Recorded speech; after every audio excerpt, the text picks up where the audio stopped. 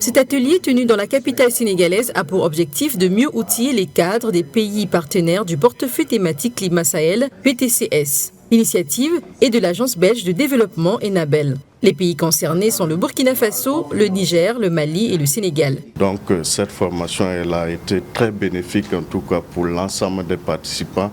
Elle a permis d'améliorer, d'outiller les participants en matière de conception de projets climat et également chaque pays a pu venir en tout cas avec des idées de projets qu'on a améliorées et qu'on va continuer encore d'améliorer avec l'équipe du consultant qui est là.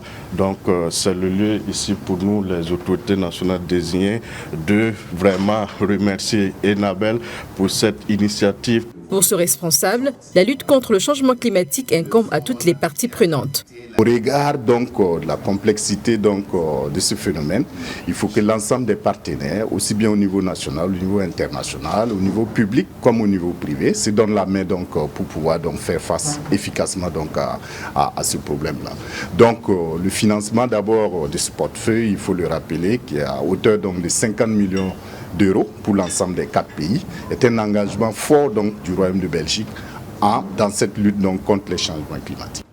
Pour mieux formuler des demandes de financement climatique, encore appelé le Fonds vert, et bien préparer des projets sensibles au climat, plusieurs cadres ont été formés. C'est le cas de ce physicien. L'ensemble de la documentation quand même, qui nous donne un certain tableau de bord en fait, un certain tableau de bord du moins sur les différents process, les critères pour pouvoir accéder à ces fonds.